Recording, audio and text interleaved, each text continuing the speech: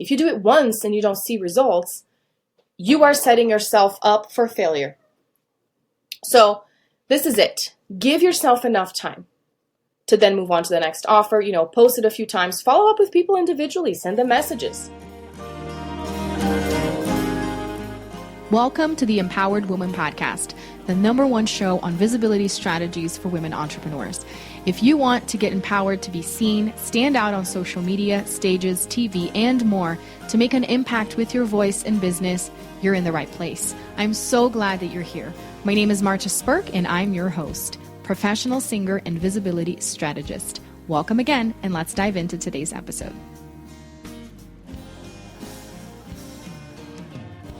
I'm titling this episode, Are You Making These 3 Visibility Mistakes? Because the past couple weeks, I have found myself repeating myself a lot on coaching calls and telling clients, if you get anything out of this conversation, if you get anything out of this call, it's this.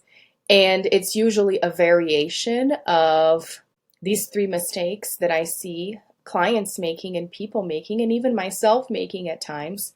And as I was thinking about the mistakes, I realized that they apply to the 3 areas of visibility that I have found as I have been growing my business and that I've been coaching my clients on, which is content creation, speaking, and networking. And I'll go a little bit in more depth into each of these 3 categories as I talk about the 3 mistakes.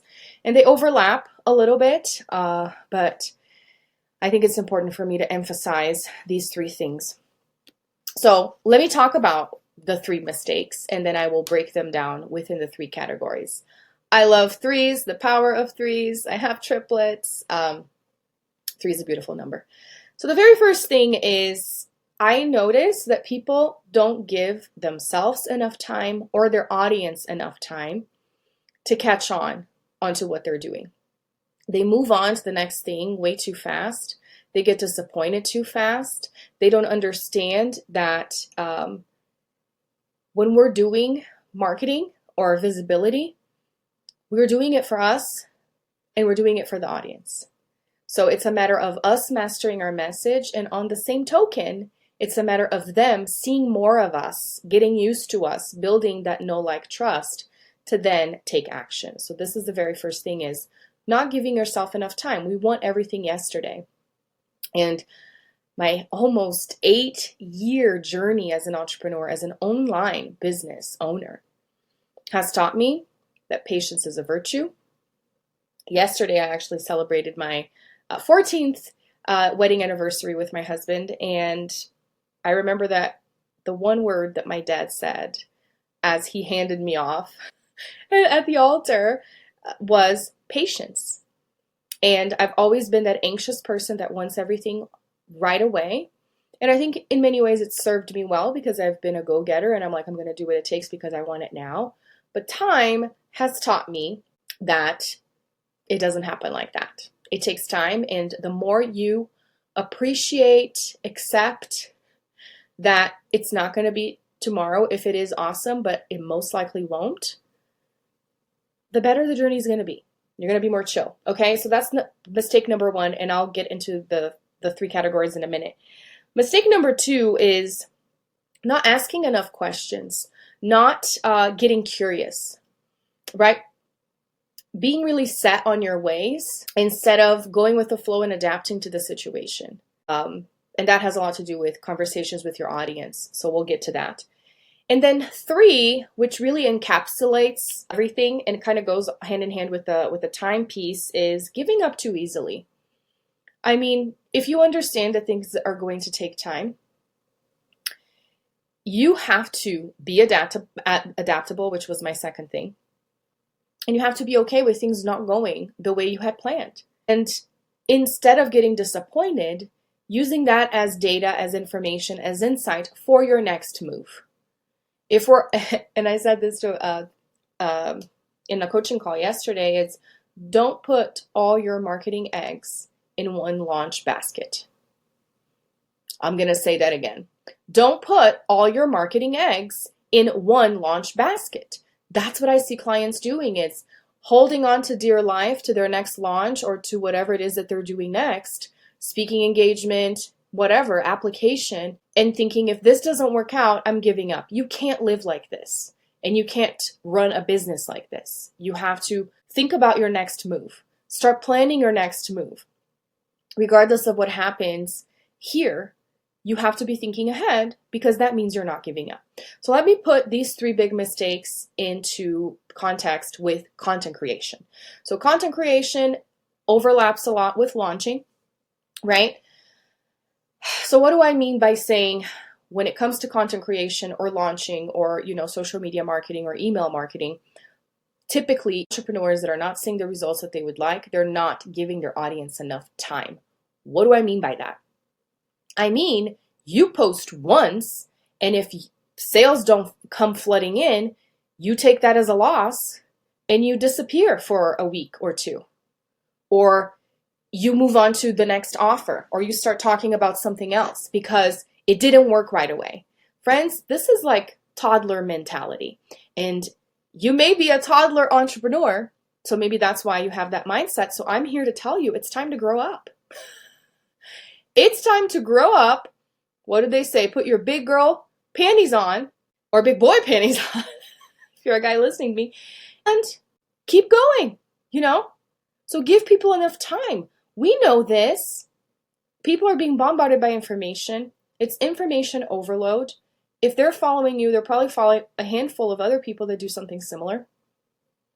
So how are you going to stand out? Not by making one single post about whatever offer it is. That's why a launching strategy is a set period of time where you're talking about the same thing and you're creating urgency. If you do it once and you don't see results, you are setting yourself up for failure.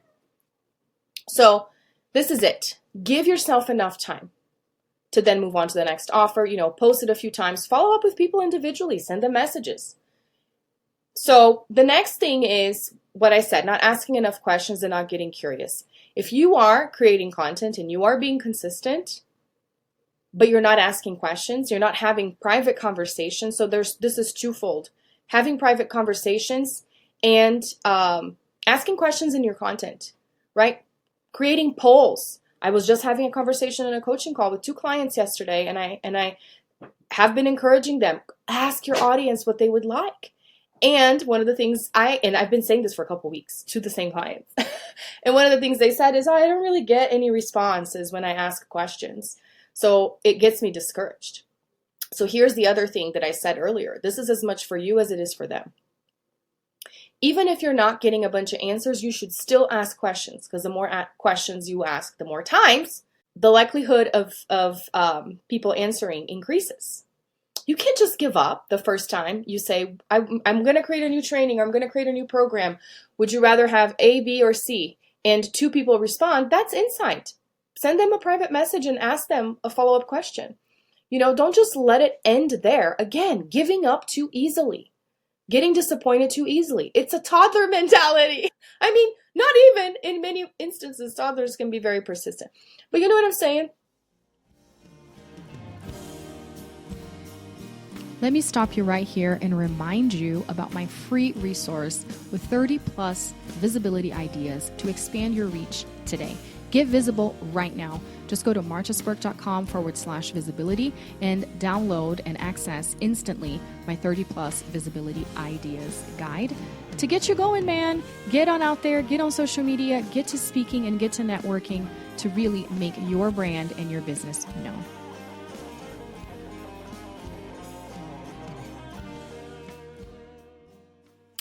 Continue engaging and continue asking questions. Train your audience to answer questions. Ask better questions.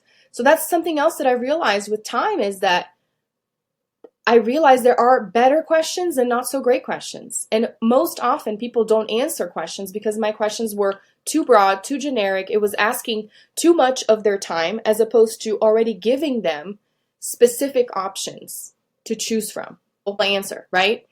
Instead of just giving them an open-ended question. What's the biggest struggle in your life? People are not going to answer that. Now, if you ask something more specific, if you could learn one thing by tomorrow, what would it be? And give them a list based on your niche, I can guarantee you people are going to be more inclined to answer. Okay, so that's mistake number 2 when it comes to content. And then the third one is giving up too easily. which is you post it once, you give up, right? If nobody answers your questions, and it goes hand in hand with giving people more time and revamping, reframing, finding a different way of asking the same question. Is this making sense? I hope so. Now let's move on to speaking. And I want to remind you that when I say speaking, I mean more than just being on stage or being on TEDx, although that includes both of those. Speaking could be recording a podcast episode like I am right now. It could be going live on whatever social media platform you have, or getting interviewed on podcasts. All of this is speaking. Even getting up in a networking meeting and doing your 60-second pitch is speaking. So first thing, again, people have this dream. They tell me, Marta, I'm going to take my speaking career really seriously this year. I have heard this every single year since 2019, when I have been speaking more seriously myself, speaking seriously more seriously myself. But then people don't do anything. So again, not giving themselves enough time. Same thing. Apply to one thing. I can't tell you how many clients of mine have worked with me to apply to TEDx. They don't get selected right away. They give up on it. They don't come back next year. They get extremely disappointed. Even though I coach them by saying the likelihood of you getting selected the first time you apply for TEDx is not very great. It can happen. I have a client that last year, she didn't even, think anything about it. She was already kind of thinking she wasn't going to get selected. She applied last minute. We didn't have much time to work on her application. She got selected. You just never know, right? So give yourself enough time. Other thing is, second mistake in terms of speaking, not asking enough questions, meaning not applying too many things. If you're not speaking as much as you'd like, guess what? You're not applying as much as you should. You're just waiting for opportunities to fall in your lap. And they will, but you can't depend on that. Same thing with sales, right? It's amazing when somebody pops in and says, I want to hire you. But that usually doesn't happen every day. You have to be the one reaching out, having conversations, which takes me to category 3, which is networking. But I'm not there yet. So are you applying enough? If you're not creating a strategy for yourself where you're constantly applying for speaking engagements and podcast interviews, how do you think they're going to come your way? And the more you apply, the more visibility you will get for more people to find you and invite you without you having to go after it, but start being more proactive. And third, encompassing everything, is giving up too easily. Yeah, I was going to take my speaking seriously, but it hasn't really worked out because you only applied once and you got rejected, and then you haven't been applying ever since. Is that why you're giving up? Or did you decide that it wasn't for you? Those are very different things, right? And my last category is networking, which hopefully by now you have seen that all of them are interconnected. Again, if networking isn't giving you the results that you would like, is because you're not giving it enough time. When I joined one of the networking groups that I'm in, I heard lots of people saying it's going to take you a good 6 months to get a client out of this group. And I was like, okay, great. I'm just going to start connecting. I was already with a mindset of, that's fine. It's going to take time. First month, I already got a client because I was investing my time. So put in the time and also learn that it takes time. Be in it for the long game. Some groups are harder to crack in terms of clientele than others. I will give you that. But it also depends on how you're positioning yourself and how much time you're giving to it. If you're not attending meetings, if you're not connecting with people individually after the meetings, that is not smart, which leads me to mistake number 2, not asking enough questions, not engaging. Are you actually taking the time to engage with people outside of the group? Having coffee chats on Zoom or meeting in person, which more and more I have been okay with telling people I do Zoom. Let's do Zoom. I have had several people throughout the years tell me, I don't like meeting on Zoom. I want to meet in person. Well, I used to get put off by that and succumb and be like, okay, fine. But I have heard several people say the first meeting that I have with somebody that I just met is on Zoom. And it's 30 minutes because I want to make sure we vibe and it's a good use of my time. I don't even know, you. So I'm not going to go out of my way, block off more time off of my day to drive somewhere, spend money if I don't even know if we're going to build a good connection or not. And I think that is so valid. So I'm giving you I have been given this permission and it really helped me. So I'm giving you full permission to tell people You value your time a lot. And that's why our first meeting is going to be over Zoom. And I tell people, it's like, if you want to meet sooner than later, it's going to have to be on Zoom because, to schedule something in person really fast, it's not going to happen. I have, pretty much 2 weeks ahead already booked, but I can find 30 minutes probably within those 2 weeks, And again, giving up too easily.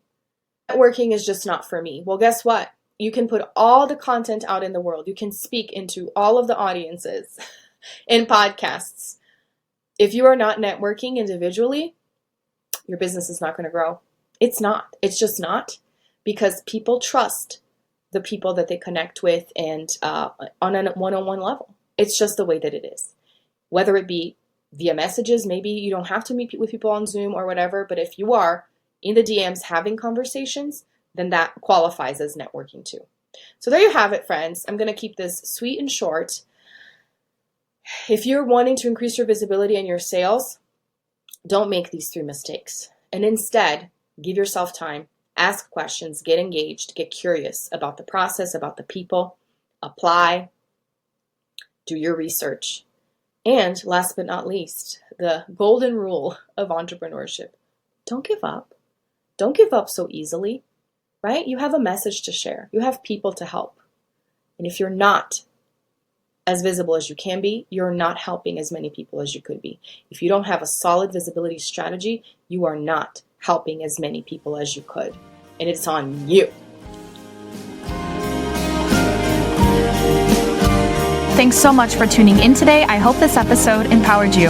And if you've enjoyed the show, please join the Empowered Woman community on Facebook and share with friends or leave a review on iTunes so more people can discover this empowering message. Until next time, bye.